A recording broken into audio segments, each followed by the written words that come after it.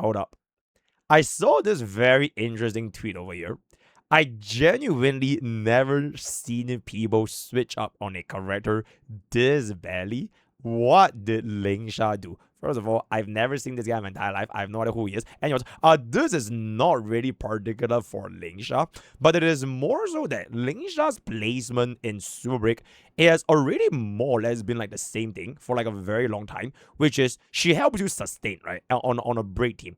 But the thing with Super Break is like this entire archetype as a whole, you really want to run sustainless, especially if you were to compare it to the other team comps. So, for example, if you were to run sustainless like crit DBKs, right? If you want to run sustainless Final, sustainless Aircron, sustainless Phase Out, sustainless whatever, all those sustainless teams, the difficulty to run them is a lot higher because you don't really have a lot of ways to like prevent yourself from taking damage. Super is really the only one which has built-in break as fast as possible, as well as implementing the the delay, right? The delay from Talent Open Rebloom, or have like infinite action value advances with DDD, or if you were to use imaginary break, is like even more delayed. So like inherently speaking, I just think Super Break as a team has always been meant to play sustainless because you are like having all these ways to delay the damage you're receiving, and then on top of that, you can build defensive main stats for your supports, for your HMC, for your run mate, for your field, right? They can all run like defensive main stats. So at the end of the day, if you were to introduce Lingsha into like Super Break,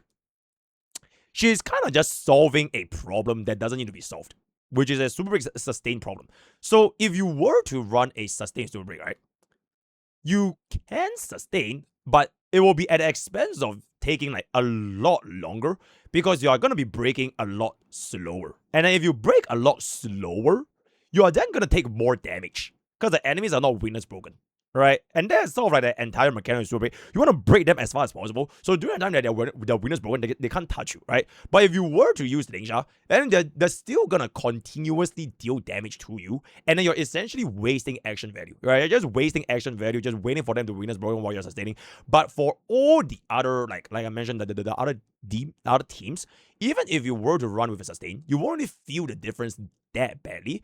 Because I think those teams are more structured, not around bringing the enemy, but just to like the whole synergy within the amount of action value. Can you get a clear over and done with, right? And over here, shout out to one of my favorite individuals, Sarah of the Lake. And there it is. And there it is. Sarah of the Lake, worst pool of all time currently, worst pool value version 1, worst pool value version 2, and worst pool value version 3, right? So let me know what you guys think in the comments below. See you guys on the clip channel. Bada boom, bada bap, bada bit, right? You have cooled your last cool, my man.